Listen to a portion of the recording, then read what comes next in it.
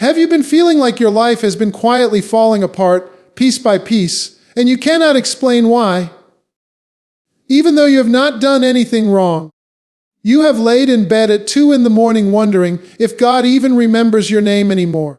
You have smiled through a Sunday service while something inside you was crumbling, and nobody in that room knew it. You have never said this out loud to another living soul, because you are the strong one, the one everybody else leans on, the one who is supposed to have it together. But today, before this is over, I am going to show you 7 signs that what you have been calling a breakdown is actually a breakthrough being built in the dark. And by the end of this, you are going to look back at the last few months, maybe the last few years of your life, and see the fingerprints of God on all of it. I want you to hear me clearly before we go any further. If you are somewhere between 50 and 70 years old, and you are listening to this while folding laundry, or driving home from a doctor's appointment, or sitting alone in a quiet house that used to be full of noise, this message was written for you. Not for the 25-year-old chasing a dream with endless energy and time on their side. For you, the one who has already buried people you love, the one who has already watched dreams die and had to bury those too. The one who wonders, quietly, if it is too late for God to do anything new with the years you have left. I am here to tell you, in the name of Jesus, it is not too late. It has never been too late. And what feels like the ending of something might actually be the preparation for the greatest chapter of your life. I need you to understand something before we go any further, because it will change the way you hear everything I am about to tell you. The Bible never once presents preparation as comfortable. Not for Abraham, not for Moses, not for David, not for Joseph, not for a single person God ever used in a significant way. Every single one of them walked through a season that felt, at the time, like abandonment, like confusion, like punishment even, before they ever walked into the fullness of what God had for them. If preparation always felt good, everyone would recognize it immediately, and no one would ever doubt God in the middle of it. But preparation is disguised as loss precisely, so that only the faithful, only the ones who keep trusting when the evidence says not to, make it through to the other side of it. So when I tell you these 7 signs, I am not telling you a formula to make the pain stop. I am telling you how to recognize the hand of God moving even when it feels like everything around you is falling apart. That recognition alone can be the difference between a season that breaks you and a season that builds you. Let's talk about the first sign, because I believe some of you are living in it right now, and you didn't even know it had a name. The first sign that God is preparing you for something greater is this: everything that used to feel comfortable suddenly starts to feel unbearable.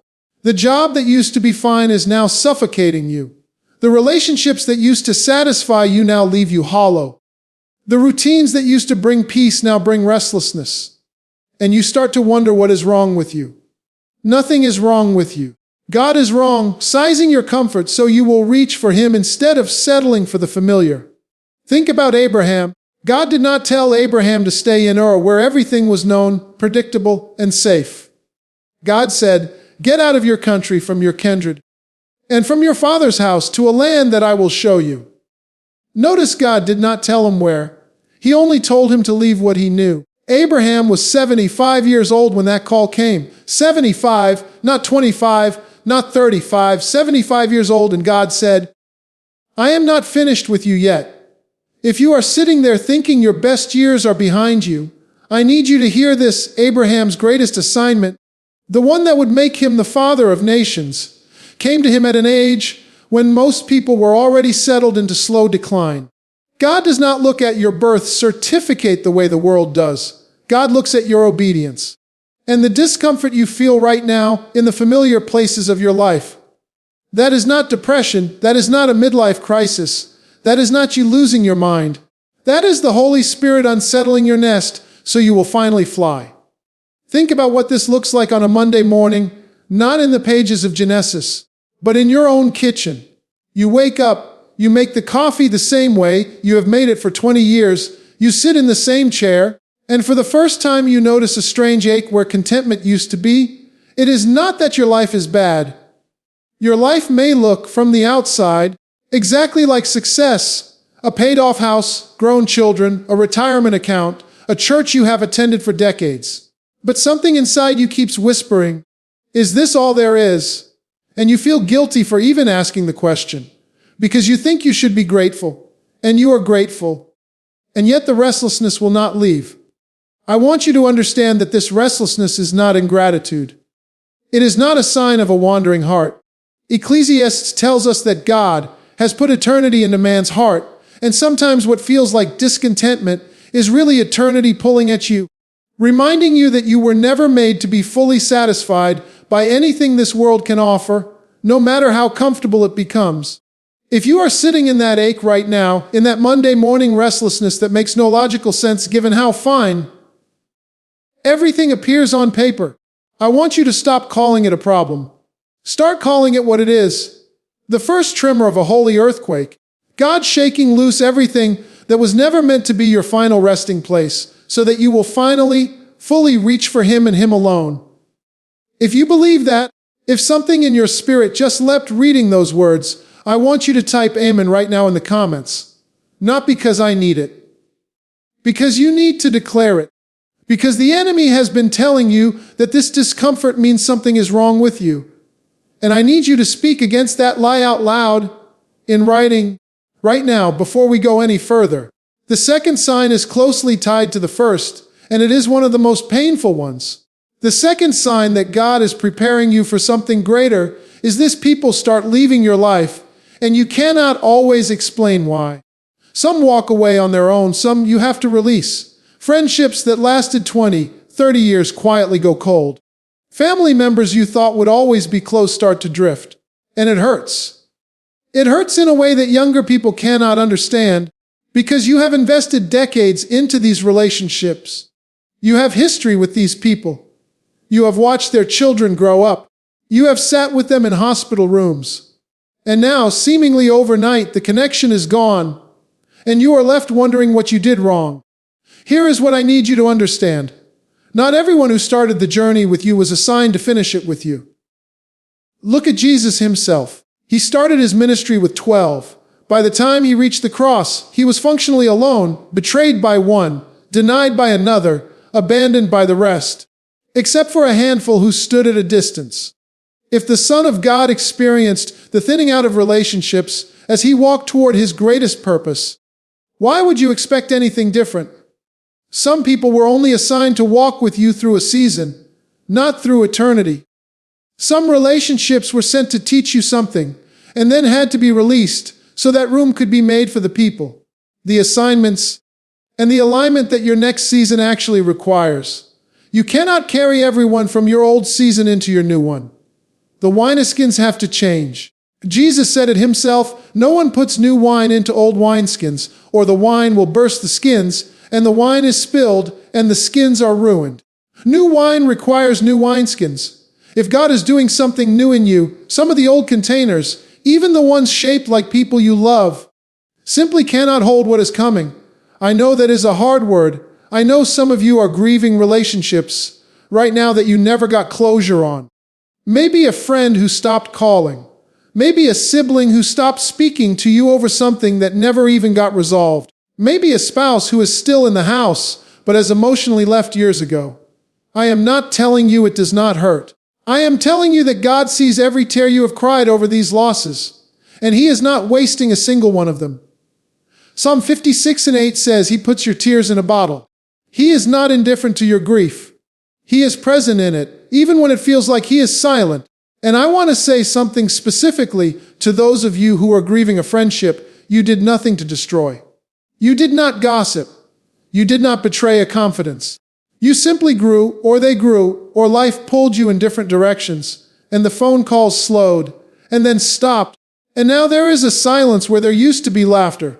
You keep replaying the last conversation, wondering if you said something wrong. Hear me, not every ending is a rejection. Some endings are simply the natural closing of a chapter, so that the next one can begin.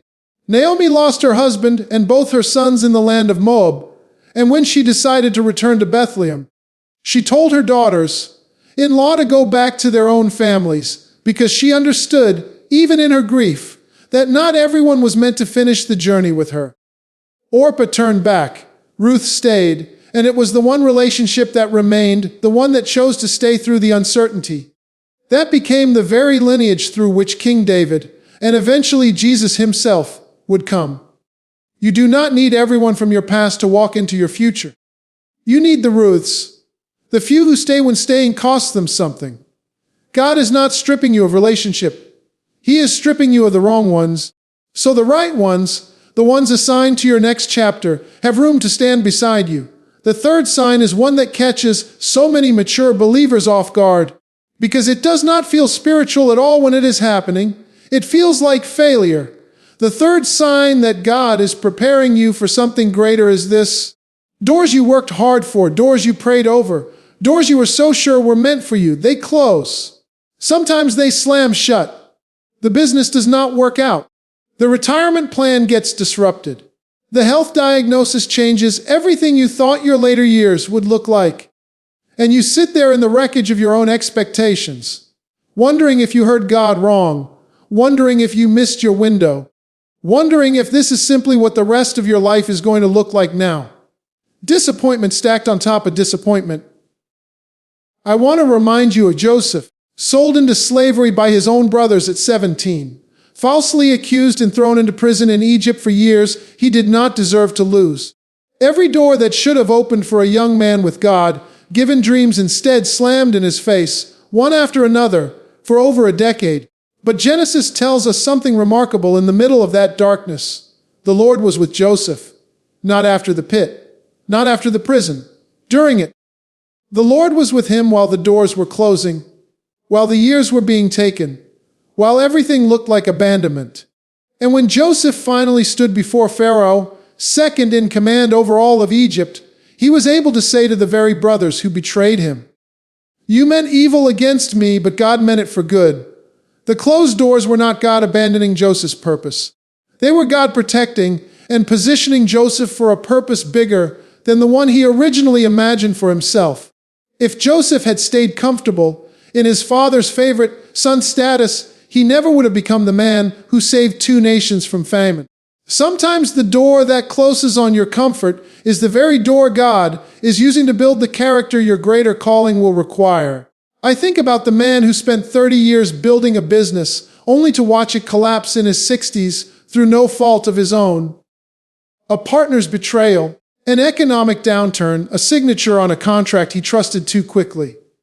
The world tells that man his story is over, that he waited too long to start again, that this is simply the tragedy he will carry into his final years.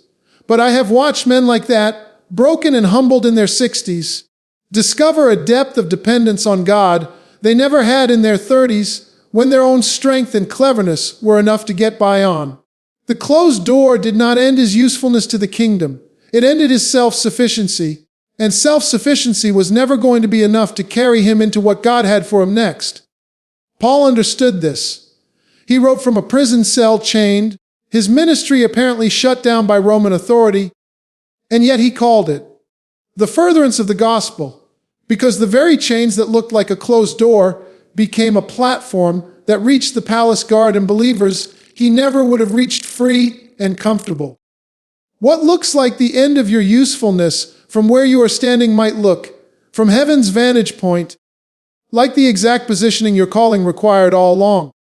If you are somewhere right now grieving a door that closed on you, a career that ended before you were ready, a marriage that did not survive, a health that changed the plans you had for these years, I want you to know that God has not forgotten what He promised you. He has not lost track of the dream He put in your heart 30 years ago. He is simply rerouting you. And if you believe that, if you have ever watched a closed door turn out to be a mercy in disguise, share this with somebody who needs to hear it today. You may be the reason they don't give up this week. The fourth sign is quieter, but I believe it is one of the most important, especially for those of you in this age bracket, because the world tells you it should be the opposite. The fourth sign that God is preparing you for something greater is this. You start craving solitude and silence in a way you never used to. You used to fill every hour with noise, with people, with activity, with distraction. Now you find yourself wanting to sit still, wanting quiet mornings, wanting to read your Bible slowly instead of rushing through a chapter to check a box. This is not you becoming antisocial.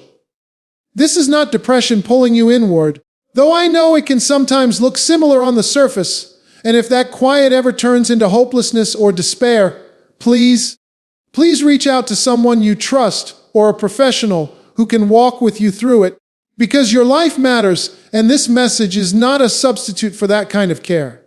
But for many of you, what you are experiencing is something different.